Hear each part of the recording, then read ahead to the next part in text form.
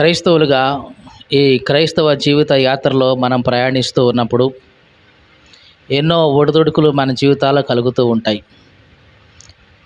ఎన్నో బాధలు, కష్టాలు మన జీవితాల్లో కలుగుతూ ఉంటాయి. గత ఆదివారం మనం ధ్యానం చేసుకున్న ఆ సమరయుని యొక్క ఉపమానంలో మనకు బాగా తెలుసు. ఆ హెబ్రీయుడు యెరూషలేము నుంచి యెరికోకు ప్రయాణం చేస్తూ దొంగల చేతిలో చిక్కి కొరప్రాణంతో కొట్టబడినప్పుడు అప్పుడు అతని వైపున మొట్టమొదటిగా వచ్చింది ఎవరంటే ఒక యాజకుడు.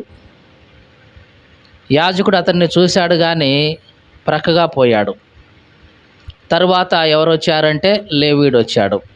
ఆ లేవీడు కూడా ఏం చేశాడు? చూశాడు, ప్రక్కగా పోయాడు.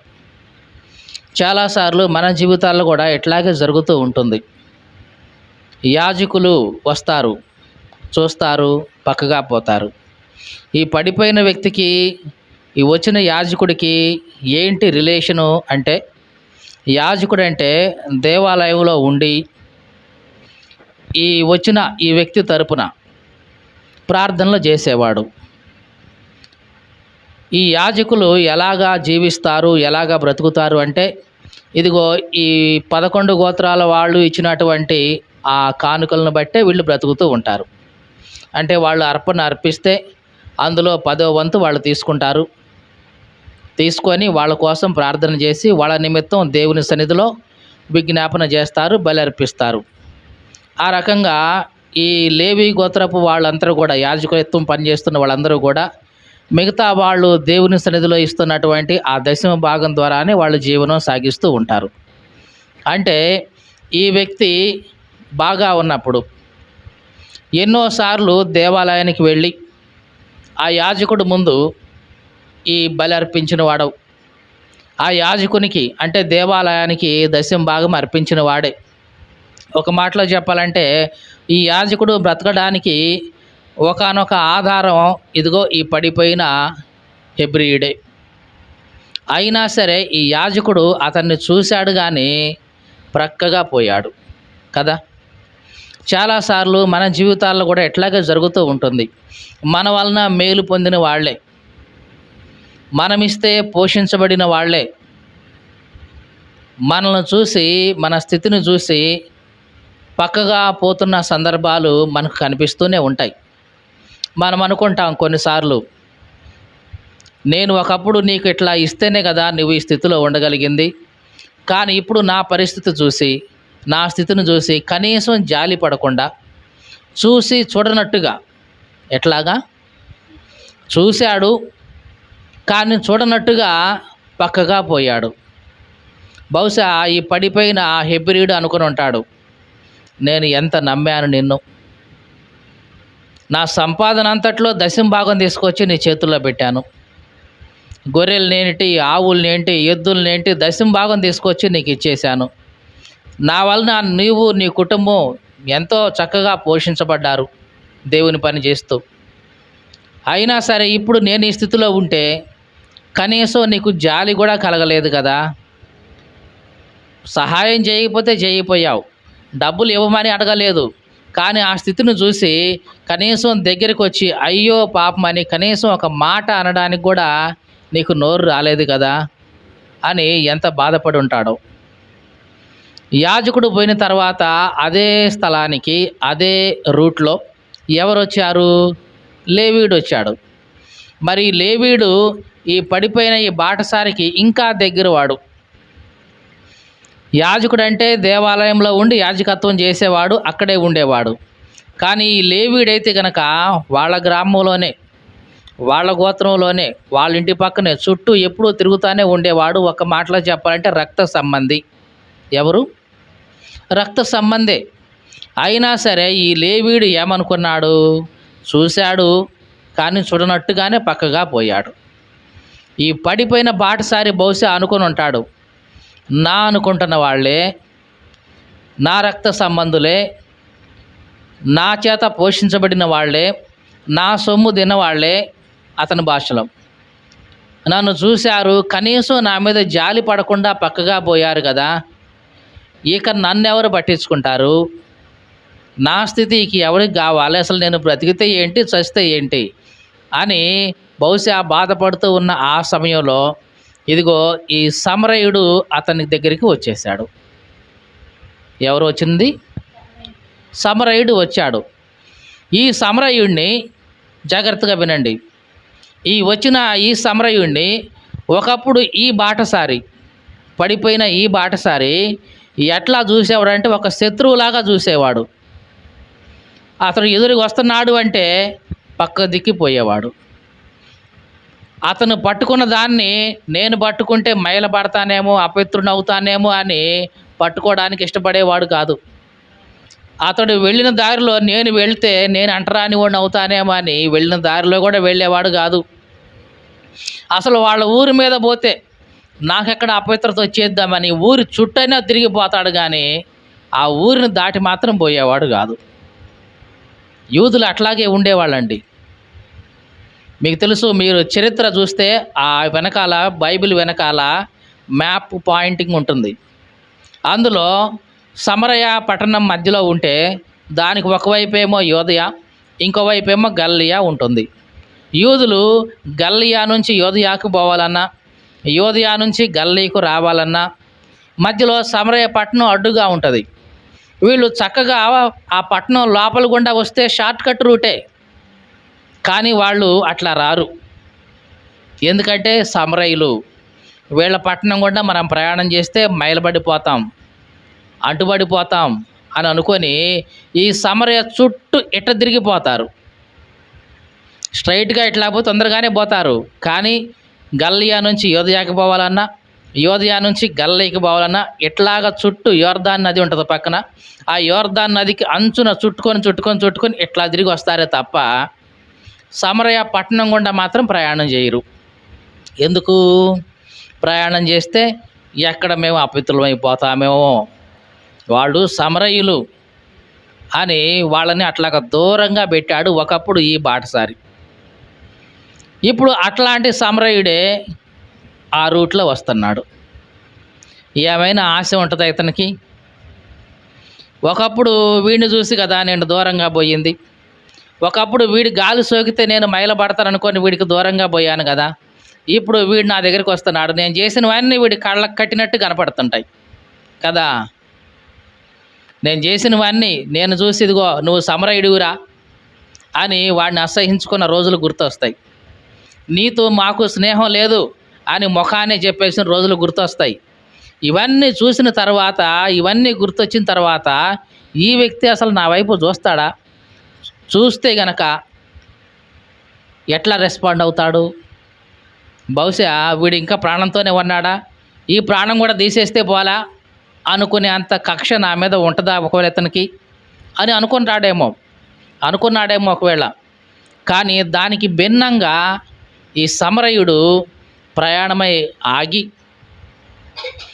వాహనం దిగి దగ్గరికి పోయాడు. బహుశా అనుకుని ఉంటాడు, ఈ వ్యక్తి దగ్గరికి వస్తున్నాడు, చూడకుండా ఉంటే బాగుండు. ఏమనుకుంటాడు? చూడకుండా ఉంటే బాగుండు, చూసిన కాడ నుంచి వీడికి గతి ఇంతేలే, వీడికి ఇట్లాగే జరగాలే అని అంటాడేమో. లేకపోతే ఉన్న కొర ప్రాణం కాస్త పూర్తిగా తీసేసి పోతాడేమో ఆ కోపంలో, ఆ పగలో. నా మీద ఎంత పగ పెంచుకొని ఉంటాడు, ఎంతో కోపం పెంచుకొని ఉంటాడు, ఎంతో ద్వేషం పెంచుకొని ఉంటాడు. ఈ చివరి క్షణంలో నన్ను చూస్తే ఈ ఉన్న కొర ప్రాణం కాస్త తీసేసి పోతాడేమో అని భయపడి ఉండొచ్చు. కానీ దానికి భిన్నంగా ఈ సమరయుడు దగ్గరికి వెళ్ళాడు. అతని గాయాలు కట్టాడు, అతనికి ద్రాక్షారసం తాగించుంటాడు, గాయాలకు ద్రాక్షారసం నూనె అవన్నీ పూశాడు. చక్కగా అతన్ని ఎత్తి తన వాహనం మీద పెట్టుకున్నాడు. బహుశా ఈ పడిపోయిన వ్యక్తి చాలా ఆశ్చర్యపోయి ఉంటాడు. అరే, ఒకప్పుడు నేను ఇతన్ని అసహించుకున్నాను కదా, ఒకప్పుడు నేను ఇతన్ని దూరంగా పెట్టాను కదా, ఒకప్పుడు ఇతను నేను చీచా అనుకున్నాను కదా. ఈ వ్యక్తి అట్లాంటివేవి మనసులో పెట్టుకోకుండా, అట్లాంటివేవి పట్టించుకోకుండా నన్ను ఎంత ప్రేమించాడు, ఇంత ప్రేమించే ఈ వ్యక్తిన నేను ఇంతకాలం దూరంగా పెట్టింది, నన్ను ఎంతగా ప్రేమించే ఈ వ్యక్తిన నేను చీచా అని అసహించుకుంది ఇంతకాలం అనుకొని ఎంతో మదనపడి ఉంటాడు. యేసుక్రీస్తు మన జీవితాల్లో మంచి సమరయుడిలాగా వచ్చాడు.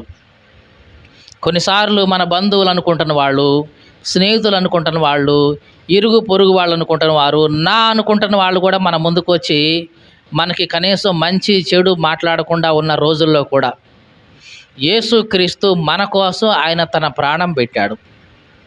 ఏ సమయంలో పెట్టాడంటే మనం శత్రువులుగా ఉన్నప్పుడు సైతం. ఎప్పుడు? మంచివాడి కోసం ఎవడైనా చచ్చిపోతాడు, ఇబ్బంది లేదు. ఆయన మంచివాడండి, అట్లాంటి ఆయనకి శిక్ష వేయటం ఏందండి, ఆయన బదులు నేను చేస్తానండి అని ముందుకొచ్చిన వాళ్ళు ఉంటారు. కానీ యేసుక్రీస్తు మనము ఆయనకు శత్రువులుగా ఉన్నప్పుడు సైతం ఆయన మనల్ని ప్రేమించాడు. ప్రేమించడమే కాదు, మన కోసం ప్రాణం పెట్టాడు. ప్రాణం పెట్టడానికి ఆయన మన దగ్గర దాకా వచ్చాడు. ఈ సమరయుడు ఏ విధంగానైతే ఆ గాడిద తన వాహనం దిగి వచ్చాడో, యేసుక్రీస్తు కూడా మన కోసం పరలోకపు సింహాసనాన్ని దిగి వచ్చాడు ఆయన. నీకు అర్థమైందా పోలిక? సమరయుడు తన వాహనాన్ని దిగి ఈ ప్రయాణికుడిని కలుసుకున్నట్లుగా యేసు ప్రభు కూడా మనల్ని కలుసుకోవడం కోసం ఆయన పరలోకాన్ని దిగి ఈ భూమి మీదకి వచ్చాడు. ఆయన పరలోక సింహాసనాన్ని వదిలేసుకున్నాడు. తాత్కాలికంగా తనను తాను తగ్గించుకున్నాడు. ఆయన ఎంతగా తగ్గించుకున్నాడంటే నీ కోసం నా కోసం శిలువ మరణం పొందే అంతగా తగ్గించుకున్నాడు. తగ్గించుకొని ఆయన మన దగ్గరికి వచ్చి ఒక పరిచారకుడుగా ఉన్నాడు. ఎట్లా ఉన్నాడు? పరిచారకుడుగా ఉన్నాడు. పరిచర్య చేసేవాడిగా మన కోసం ఆయన సమస్తాన్ని దారబోశాడు. ఈ సమరయుడు ఇతనికి పరిచారం చేసినట్లుగా యేసుక్రీస్తు కూడా మనకు పరిచారకుడుగా ఈ భూమి మీదకి వచ్చాడు. మనలాగే ఆయన బాధలు అనుభవించాడు. మనకు కావలసిన ప్రతిదీ ఆయన ఇచ్చుకుంటూ వచ్చాడు. ఆరోగ్యం కావాల్సిన వారికి ఆరోగ్యం ఇచ్చాడు, స్వస్థత కావలసిన వారికి స్వస్థత ఇచ్చాడు. ఇంకా మనకు ఏదైతే అవసరం ఉందో ప్రతిదీ కూడా ఆయన మనకు చేస్తూ వచ్చాడు. ఒక మాటలో చెప్పాలంటే ఒక పరిచారకుడిగా ఆయన ఈ లోకానికి నీ కోసం నా కోసం వచ్చాడు. దేవునికి స్తోత్రం కలుగును గాక. హల్లెలూయా. కాబట్టి కొన్నిసార్లు మన అనుకున్న వాళ్ళు మనల్ని దూరం పెడతారేమో, కానీ నీవు ఒకప్పుడు దూరం పెట్టిన యేసుక్రీస్తు నిన్నెన్నడూ కూడా దూరం పెట్టేవాడు కాదు. ఈ సమరయుడు ఈ బాటసారిని ఆ పూటకోళ్ళ వానింటికి తీసుకెళ్ళి అతనికి అప్పగించాడు. అయ్యా, నువ్వు ఇతన్ని జాగ్రత్తగా చూసుకో, ఇదిగో ఇతని కోసం ఈ 2 దేనారాలు ఖర్చు పెట్టు. ఇంకా నీవు ఇతని కోసం ఏమైనా ఖర్చు పెడితే నేను మళ్ళా ఇదే రూట్లో వస్తాను.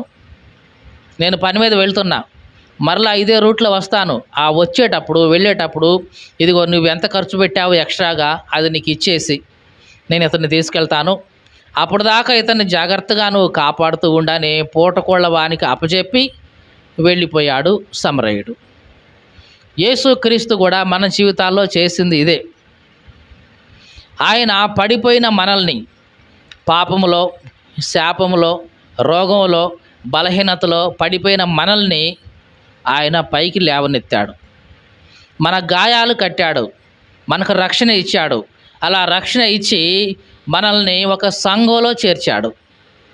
ఈ పూటకోళ్ళవాని ఇల్లు దేనికి సాదృశ్యంగా ఉంది అంటే ఒక సంఘానికి సాదృశ్యంగా ఉంది. ఆ పూటకోళ్ళ యజమాని ఎవరంటే ఈ సంఘ కాపరి. అంటే ఆ బాటసారి పూటకోళ్ళవాని ఇంటికి ఎలాగ చేర్చబడ్డారో పాపములో నుంచి రక్షించబడిన మనము ఒక సంఘానికి చేర్చబడ్డాం. ఈ సంఘంలో ఉన్నటువంటి ఈ సంఘ కాపరి ఇదిగో వీళ్ళని జాగ్రత్తగా చూసుకుంటాడు. మరి ఎప్పటిదాకా అంటే ఆ సమరయుడు మళ్ళీ తిరిగి వచ్చి ఇతన్ని తీసుకువెళ్ళేదాకా ఈ పూటకోళ్ళ యజమాని ఏం చేయాలి చెప్పండి? ఏం చేయాలి? ఇతన్ని జాగ్రత్తగా చూసుకోవాలి. అలాగే ఈ సంఘ కాపరి కూడా యేసుక్రీస్తు మరలా వచ్చేంత వరకు, అంటే యేసుక్రీస్తు 2వ రాకడ జరిగేంత వరకు తనకు అప్పగించబడిన ఆ బాటసారులు ఎవరైతే ఉన్నారో, రక్షించబడిన వాళ్ళు ఎవరైతే ఉన్నారో వాళ్ళందరినీ కూడా జాగ్రత్తగా చూసుకోవాల్సిన బాధ్యత ఎవరికి ఉంది అంటే సంఘ కాపరికి ఉంది. దేవునికి స్తోత్రం కలుగును గాక. హల్లెలూయా. ఇవన్నీ ఎందుకు చెప్తున్నామంటే ఒక్క మాట కోసమే. కొన్నిసార్లు మన అనుకుంటున్న వాళ్ళు, ఇట్లాంటి యాజకులు అనుకున్న వాళ్ళు, దగ్గర వాళ్ళు అనుకున్న వాళ్ళు, లేవీయులు ఇంకా దగ్గర వాళ్ళు అనుకుంటున్న వాళ్ళు కూడా మన స్థితిని చూసి, మన పరిస్థితిని చూసి జాలి పడకుండా చూసి చూడనట్టు పక్కగా పోయిన సందర్భాలు లోకంలో చాలా ఉన్నాయి, ఇక ముందుకు కూడా ఉంటాయి. ఈ మాటలు వింటున్న మన జీవితాల్లో జరిగిన సంఘటనలన్నీ కొన్నిసార్లు మనం పరీక్షించుకుంటూ వెళ్తే మనకి తప్పనిసరిగా అవగాహన వస్తుంది. ఒకప్పుడు నేను ఇస్తే ఇతను డెవలప్ అయ్యాడు, కానీ ఇప్పుడు ఇతడు నన్ను చిన్నచూపు చూస్తా ఉన్నాడు. ఇవన్నీ కూడా మన కళ్ళకు కట్టినట్టు కనిపిస్తూ ఉంటాయి. కానీ మనుషులు నిన్ను చిన్నచూపు చూసినా, మనుషులు నిన్ను తిరస్కరించినా, నీ దేవుడైన యేసు క్రీస్తు నిన్నెప్పుడు కూడా అలాగా చూడడు. నీ విలువ మనుషుల దృష్టిలో తగ్గిపోవచ్చేమో, కానీ దేవుని దృష్టిలో నీ విలువ ఎప్పుడు కూడా తగ్గిపోదు. నీవు గర్భంలో ఉన్నప్పటి నుంచి నీ మీద ఎంత శ్రద్ధ ఆయనకుందో, నీవు ముసలివాడి అయిన తర్వాత కూడా నీ మీద అదే శ్రద్ధ ఆయనకుంది. యేసుక్రీస్తు అన్నాడు, దేవుడు అన్నాడు తన వాక్యంలో, ముదిమి వచ్చు వరకు నిన్ను చంకనెత్తుకునేవాడిని నేనే, తల నెరిసేంతవరకు నిన్ను ముద్దాడేవాడిని నేనే. ఎప్పటి వరకు అంట? ముదిమి వచ్చేంత వరకు, అంటే ముసలితనం వచ్చేంత వరకు నిన్ను ఎత్తుకునేది ఎవరు? నీ దేవుడే. చిన్నపిల్లల్ని ఎంతవరకు మనం ఎత్తుకుంటాం? 5 సంవత్సరాలు, 6 సంవత్సరాలు, 7, 8, 10 సంవత్సరాలు వచ్చేదాకా ఎత్తుకుంటాం. తర్వాత ఎత్తుకో నాన్న అంటే దున్నపోతులాగా ఉంటాను అడలేవు అంటావు కదా. కానీ దేవుడు మనలను ఎప్పటిదాకా ఎత్తుకుంటాడంట? ముదిమి వచ్చేంత వరకు ఆయన మనల్ని మోస్తూనే ఉంటాడు, భరిస్తూనే ఉంటాడు, సహిస్తూనే ఉంటాడు. మరి ఎప్పటిదాకా నిన్ను ముద్దాడతాడు? తల నెరిసేంత వరకు కూడా ఆయనకు నువ్వు ముద్దొస్తూనే ఉంటావు. మన పిల్లలు మనకి ఎప్పటిదాకా ముద్దొస్తారు? 7, 8 సంవత్సరాల వరకు చిలక పలుకులు పలికే అంతవరకే. తర్వాత వాడు కాస్త మాటలు గట్టిగా వచ్చేసి నిన్ను ఏదో ఒక అనరాని మాట, నీకు బాధ కలిగించే మాట వాడి నోట్లోంచి వచ్చిందంటే ఇక వాడు నీకు ముద్దు రాడు. వస్తాడా? రానే రాడు. వాడికి మాటలు రానంత కాలం వాడు నీకు మంచిగా ముద్దొస్తాడు. వాడికి మాటలు వచ్చి ఏదో ఒక మాట నీ హృదయాన్ని గాయపరిచే మాట, అది వాడు తెలియకో తెలుసో ఉన్నా సరే ఇక అప్పటి నుంచి వాడి మీద నీకు ఆ ముద్దు ఎఫెక్షన్ రాదు. మరి దేవుడు నీ విషయంలో అట్లా చూడట్లేదు. నీవు ఎన్నిసార్లు ఆయన హృదయాన్ని గాయపరిచావో, ఎన్నిసార్లు నీవు ఆయనకు దూరంగా పోయావో, అయినా సరే దేవుడు అవేం పట్టించుకోకుండా ఎప్పటికీ కూడా నిన్ను అదే ప్రేమతో నిన్ను ప్రేమిస్తున్నాడు. అందుకే దేవుడు మనల్ని ప్రేమించే ప్రేమ ఎట్లాంటిదంటే శాశ్వతమైన ప్రేమ అది. మరి మనుషులు చూపించే ప్రేమ శాశ్వతం కాదు, ఇది తాత్కాలికమే. మనం మన బిడ్డల మీద చూపించే ప్రేమ కానీ, లేదా మన మీద మన తల్లిదండ్రులు చూపించే ప్రేమ కానీ, బంధువుల మీద మనం చూపించే ప్రేమ కానీ, లేదా బంధువులు మన మీద చూపించే ప్రేమ కానీ, ఈ లోకంలో ఉన్న ప్రేమలన్నీ కూడా తరిగిపోయాయి, కరిగిపోయాయి. ఒక మాటలో చెప్పాలంటే తగ్గుతూ ఉంటాయి, ఇక క్షీణించిపోయాయి. కానీ యేసుక్రీస్తు యొక్క ప్రేమ, దేవుని ప్రేమ ఏదైతే ఉందో అది ఎప్పుడు కూడా నిరంతరం అట్లాగే ఉంటుంది. కాబట్టి దేవుని ప్రేమ ఎట్లాంటిదంటే శాశ్వతమైన ప్రేమ. నువ్వు ఎట్లాంటి హీనమైన స్థితిలో ఉన్నా సరే నిన్ను చూసి ప్రేమించే ప్రేమ అది. అట్లాంటి ప్రేమ కలిగిన దేవుడు మనకు ఎల్లప్పుడూ ఉన్నాడు. ఈ ధైర్యంతోనే మనం ఉండాలి. కొన్నిసార్లు మనుషులు మనల్ని దగ్గర తీసినా తీకపోయినా, పరిస్థితులు మనల్ని దూరం పెట్టినా సరే, బంధువులు మనల్ని కొన్నిసార్లు చేరదీసినా చేరదీయకపోయినా, నీ దేవుడైతే కనుక నిన్ను ఎప్పుడు కూడా చేరదీస్తూనే ఉంటాడు. ఆయన నిన్ను ఎన్నడూ కూడా త్రోసివేయడు. త్రోసివేస్తాడా? ఎన్నడూ త్రోసివేయడు. కాబట్టి ఈ ధైర్యం మనలో ఎప్పటి ఉండాలి. మనుషులు ఒకవేళ నన్ను వదిలేసినా, ఇదిగో నేను సేవించే నా దేవుడు, నేను ప్రార్థించే నా దేవుడు నన్ను ఎప్పుడూ కూడా వదిలివేయడు. ఆయన నన్ను ఎప్పుడు కూడా చులకనగా చూడడు. అదే మనుషులైతే కనుక చులకనగా చూస్తారు. నీ దగ్గర డబ్బు ఉంటే నేను కాస్త రెస్పెక్ట్గా చూస్తారు. అదే నీ దగ్గర డబ్బులు ఏమీ లేవు, అంత అప్పులు పాలయ్యావు అనుకుంటే నిన్ను గంజిలో ఏగలాగా తీసిపడేస్తాడు. మనుషుల యొక్క స్వభావం అంతే. కానీ దేవుడైతే అట్లా కాదు. నీ దగ్గర ఏమి ఉన్నా లేకపోయినా ఇదిగో ఆయన అదే ప్రేమతో నిన్ను ప్రేమిస్తూ ఉంటాడు. అందుకనే ఇర్మీయా గ్రంథం 31వ అధ్యాయంలో రాయబడింది, శాశ్వతమైన ప్రేమతో నేను నిన్ను ప్రేమిస్తున్నాను, కాబట్టి విడువక నీ ఎడల కృప చూపుతూ ఉన్నాను. దేవునికి స్తోత్రం కలుగును గాక. దేవుడు మనలను ప్రేమించే ప్రేమ శాశ్వతమైన ప్రేమ. అది శాశ్వతంగానే ఉంటుంది, తరిగిపోదు, కరిగిపోదు, తగ్గిపోయేది కాదు. అని మనిషి చూపించే ప్రేమ అయితే అది కరిగిపోతానే ఉంటుంది, కొవ్వొత్తులాగా తరిగిపోతానే ఉంటుంది, నూనెలాగా ఏదో ఒక సమయంలో బలహీనపడిపోతూనే ఉంటుంది. కానీ దేవుని ప్రేమ ఇంకా నీ పట్ల పెరుగుతుందే తప్ప అది ఎన్నడూ తరిగేది కాదు. అది శాశ్వతమైన ప్రేమ. దేవునికి స్తోత్రం కలుగును గాక. హల్లెలూయా. అట్లాంటి ప్రేమతో దేవుడు మనల్ని ప్రేమించాడు.